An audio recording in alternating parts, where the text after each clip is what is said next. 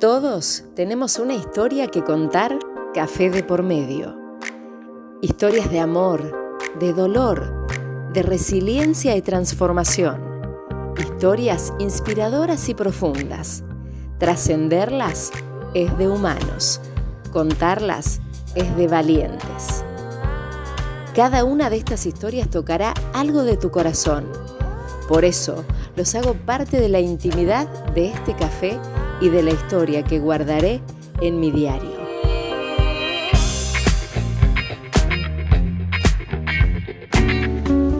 Él es una de esas personas que desafía a la vida viviéndola al máximo, aceptando retos, como si hubiese vivido varias vidas en una.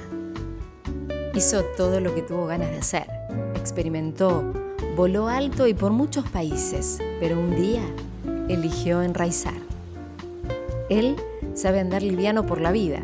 En su moto, símbolo de libertad, solo carga las experiencias que vivió para poder compartirlas. Su misión es tan especial como para recordarnos que vinimos a vivir, no importa cuánto tengamos que hacer. Vinimos a ser felices. ¿Qué esperamos?, se pregunta. Él es uno de esos buscadores de almas inquietas. Aquí encontró una con la que hoy se tomará un café. Hoy, Fernando Daniel Peiró, autor y mentor. Fernando, gracias por venir.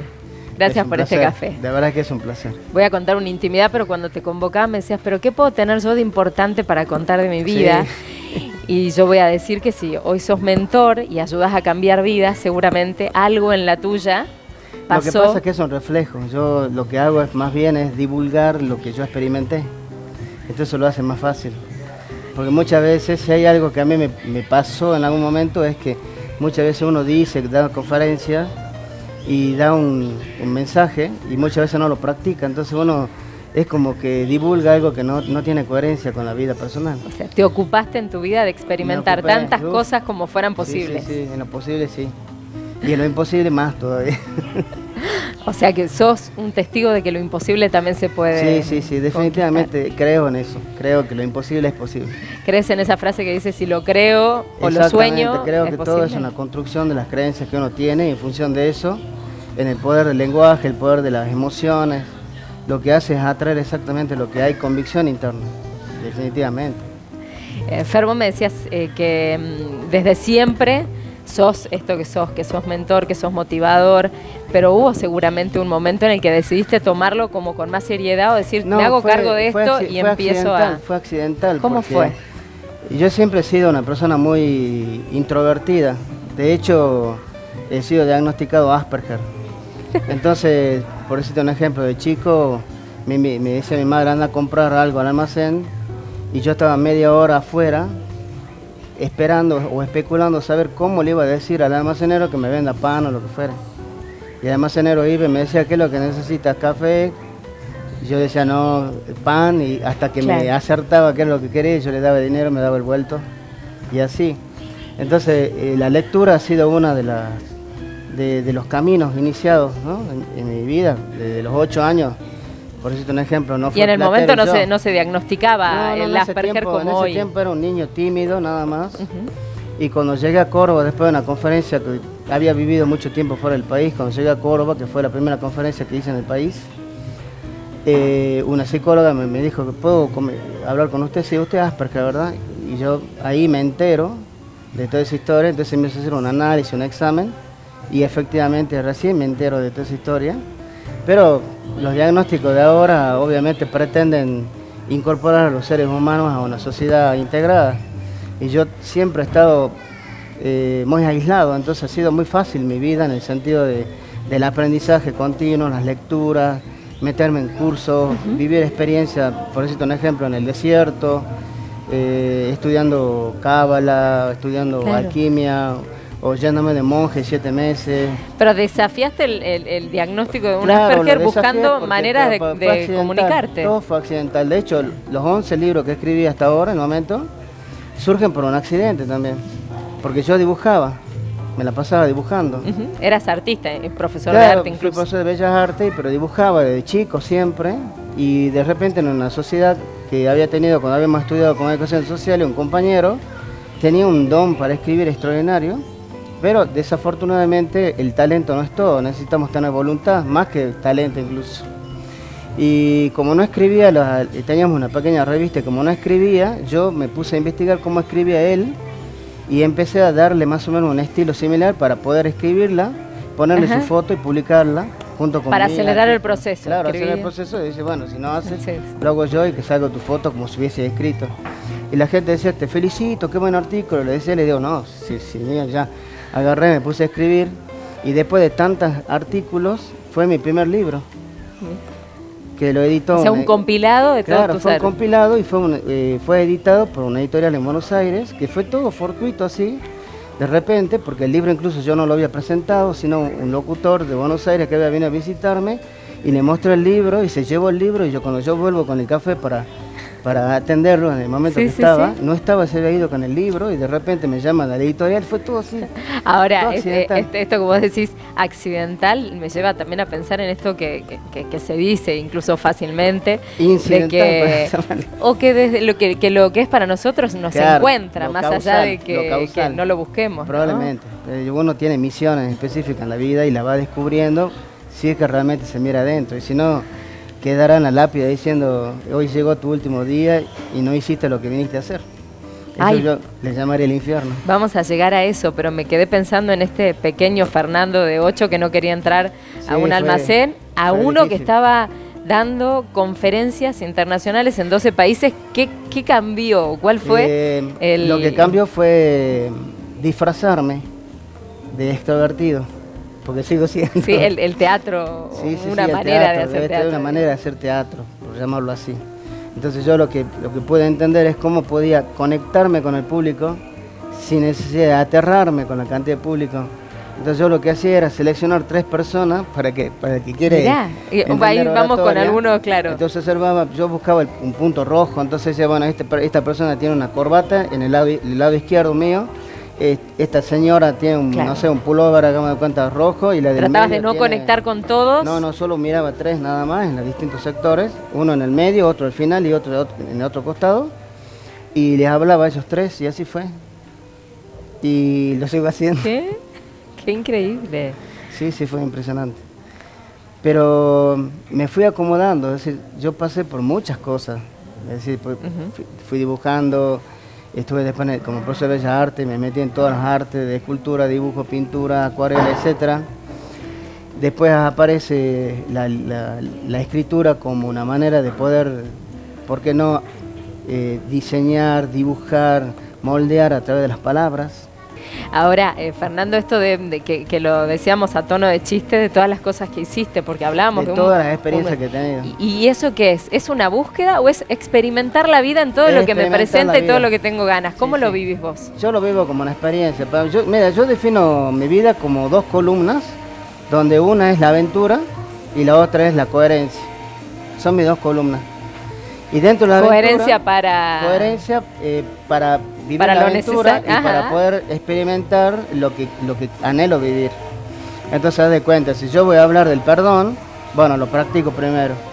Si voy a hablar del amor, bueno, procuraré yo modelarme en el amor para hacer interpretaciones desde otro concepto y no entender el amor como regalar bombones y escribir un poema, sino desde estos aspectos como herramienta de evolución del ser humano, que puede ser el perdón, la tolerancia y todas las virtudes que pueden acompañar este proceso.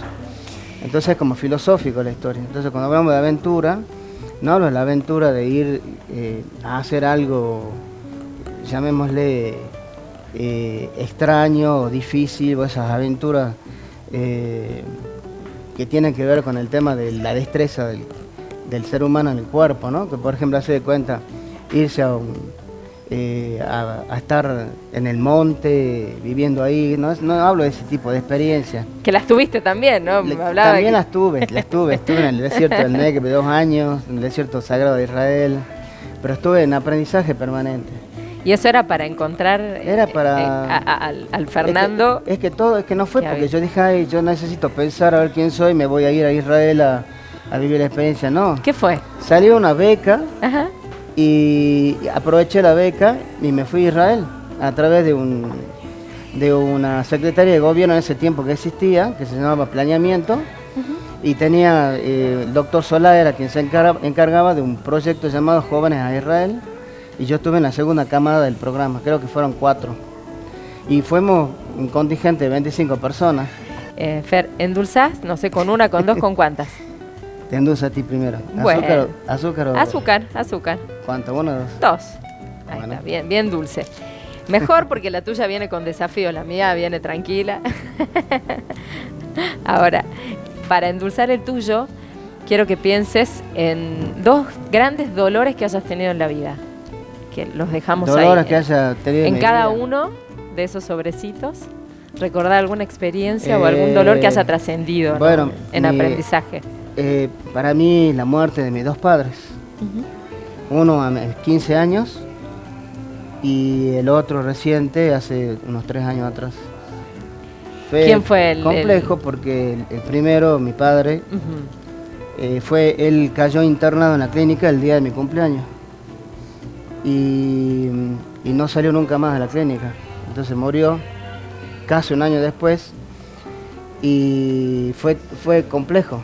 Y yo me quedé, vos sabés que es algo interesante, sí, porque sí, bien sí. doloroso, y fue difícil salir de eso, por eso habla tanto del amor. Porque el día anterior a que murió, nos llamó a uno por uno.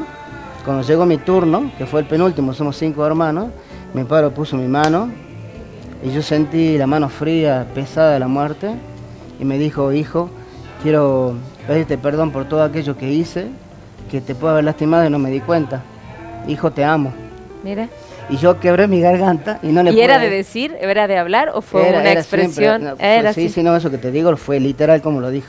Pero digo, antes de eso, él conectaba Sí, con sí, me conectaba. Aún fácilmente, así, siendo sabía militar, decirlo. era muy rígido. Ajá. Y de él aprendí la disciplina y todo lo que realmente lo practico. Pero cuando él me dijo: hijo, te amo, yo me quebré la garganta y no se lo pude decir. Te quedaste con esa... Me quedé con eso. Entonces al otro día, bueno, se fue a otro plano. Y cuando después nacieron mis hijos, me acuerdo, eran muy chiquititos, y yo les decía: hijos, vengan, que les quiero decir algo importante. Imagínate con los chupetas, chu. Y ellos venían. No importaba si lo y comprendían o parece no. que era claro. como una réplica, yo me comportaba como el militar que era, y los soldaditos, ¿no? Los 3 soldaditos. Yo decía: hijo, quiero decir algo importante, los amo, ¿no? Y ellos miraban así sin entender nada, Sí, entonces sí. chiquitito. Y así repetía, ya más grandes. ¿A de cuántos? 7 años, decía: hijo, vengan, quiero decirle algo importante. Yo sé, papá, que no es más. Así que ahí sentí que liberé el tema de mi padre, me había escuchado. Eso sentí. Dejaste el aprendizaje Sí, de, sí, ese, sí. de ese dolor, lo convertiste en algo para la Y vida. fue Y qué un importante lo mensaje del perdón importante. también, ¿no? Fue Porque hablas mucho del perdón. Hablo vos mucho del también. perdón. Una cosa fue con mi padre, porque mi padre había prometido salir de la clínica y no lo hizo. Y no se lo perdonaba fácilmente. No se lo perdonaba. La cosa es que una de las cosas que aprendí, fíjate, ya a esa edad de 15 años, que lo comenté, siempre lo comento cuando hago conferencias.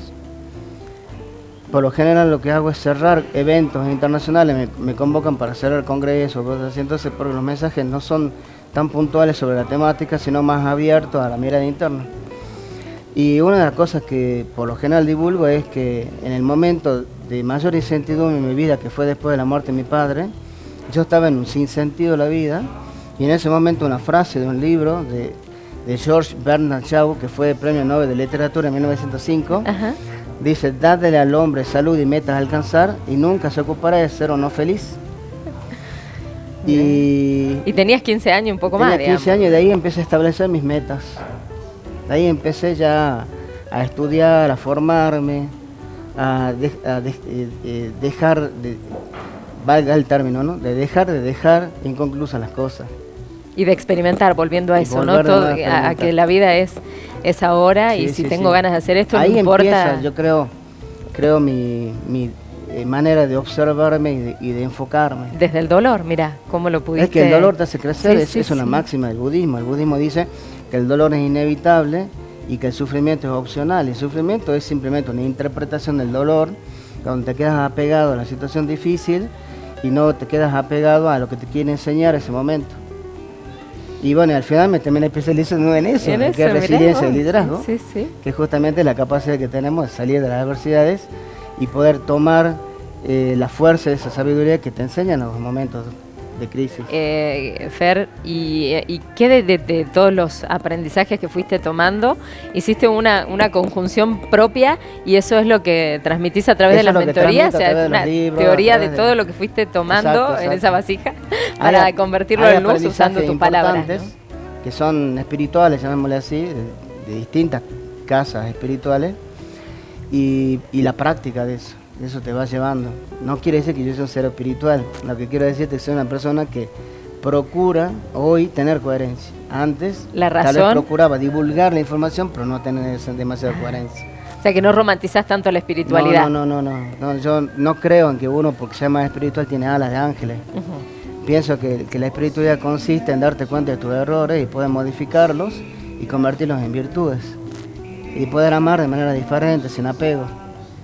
Eso es lo que creo hoy. O sea, que le das también un gran poder a la razón, que muchas de las teorías nuevas... Es que la razón es un sentido importante.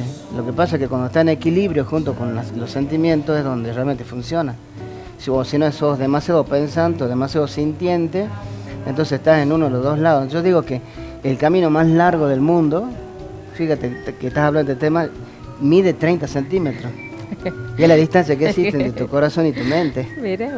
Entonces, tenés que recorrer ambos lugares para poder saber cuál es el punto medio. Están conectados. Conectarlos muchas veces no están conectados. Por eso hay que estar equilibrados. El equilibrio viene del latín equilibrae, que significa dos fuerzas contrarias que se unen en un punto y ninguna ejerce fuerza sobre otra.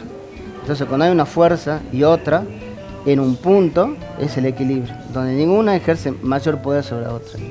Bueno, la mente lo mismo, sos demasiado emocional, demasiado sentimental y no logras el equilibrio para que las cosas funcionen como deben funcionar. Ahora vamos a hablar del Fernando papá, porque claro, uno cuando tiene tan claras las cosas dice, no, con los hijos, y sin embargo son los que te ponen de cabeza todo lo que uno cree que tiene aprendido. Yo creo que los hijos son maestros, te vienen a enseñar y te enseñan. Porque uno siempre tiene la expectativa como padre que hagan un poco de que la teoría va a funcionar, el consejo, y no funciona así. Entonces muchas veces tenés discordia en vez de concordia, tenés falta de entendimiento en vez de entendimiento, por ahí no puedes compartir cuando realmente lo deseas, pero llega un momento donde por algún momento se convierten en amigos y por algún momento se convierten en extraños. Y esa dinámica te hace hacer el entendimiento que los hijos para mí son pájaros y que nosotros somos aves que venimos a enseñarles que puedan conquistar su propio cielo con sus propias alas. Entonces dejarlos, no cortarles las alas, sino dejarlos que vuelen y que experimenten y se lastimen. Que vivan en libertad. Que vivan en libertad o que vivan encarcelados, pero que se den cuenta de dónde está la manera de salir de todo ese encadenamiento. Pero son ellos, son su propia vida. Y por último, Fernando, voy a llegar al tema del futuro, porque vos me hablaste mucho durante toda esta charla del pasado, tenerlo como un valor para el aprendizaje, pero del aquí y ahora. Pero el futuro también es importante, porque vos me contabas que te preparás.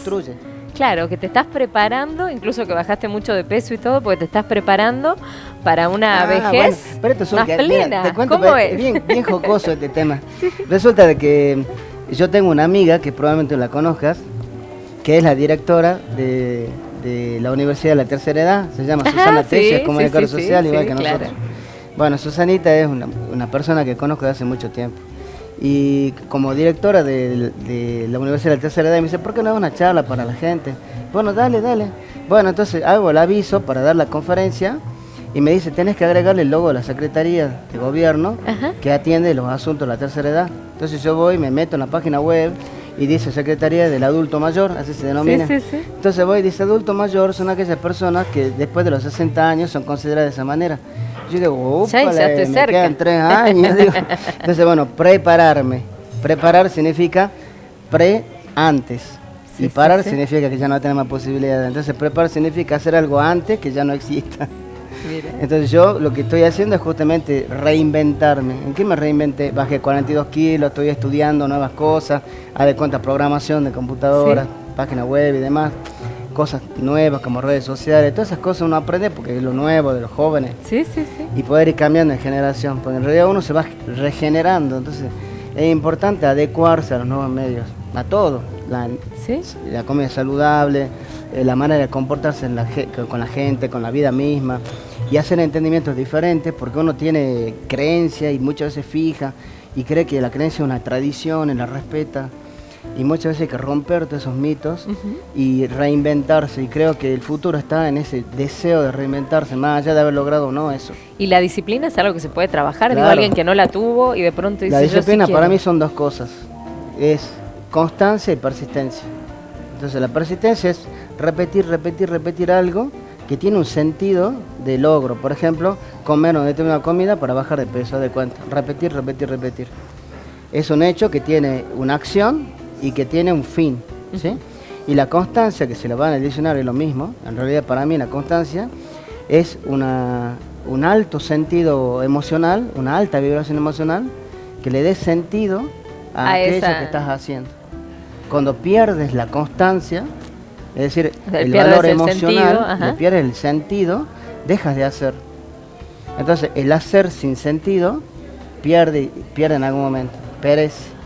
Pero cuando yo al hacer le doy sentido, un sentido profundo del corazón, le doy trascendencia, es donde yo logro lo que anhelo. Creo que de eso se trata. ¿Qué ves en esta foto? uno de tus amores también. Ahí, ¿no? lo que veo es una sola palabra: libertad. Libertad. Sos vos, tu moto, un paisaje, un cielo. Y mi alma metida en medio de todo ese paisaje. Sí, definitivamente a la aventura. Bueno, acá en mi diario te pido que me dejes una frase acompañando tu foto. ¿Una frase acompañando esto? Sí, a ver. La que se te ocurra, un aporte.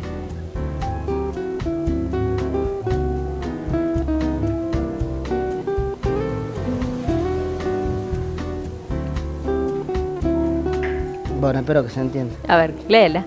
La libertad es un nuevo entendimiento del amor desde un corazón desapegado. Qué lindo, gracias. Muchas gracias por haber venido. Un placer. Gracias. De Fernando, aprendí que no hay edad para los sueños, para animarnos a hacer las cosas que queremos hacer. Aprendí también que hay duelos que duelen por mucho tiempo y que hay pérdidas que nos enseñan mucho. Que del pasado solo debemos tomar aprendizajes, que al hoy hay que vivirlo y al futuro hay que visualizarlo, prepararnos para él desde el presente, sin que eso nos haga perder de vista que lo único que tenemos con certeza es el hoy. Y que lo que vivamos en nuestro futuro está muy relacionado con lo que carguemos en nuestra mente hoy. De él aprendí lo peligrosa que puede ser nuestra mente si la tenemos desocupada mucho tiempo. Que entre nosotros y los números hay una conexión universal. Fernando me recordó algo muy importante, que nunca hay que dejar de creer en el amor y que para vivirlo en plenitud, el desapego es la clave del éxito. Gracias, Fernando, por haber venido.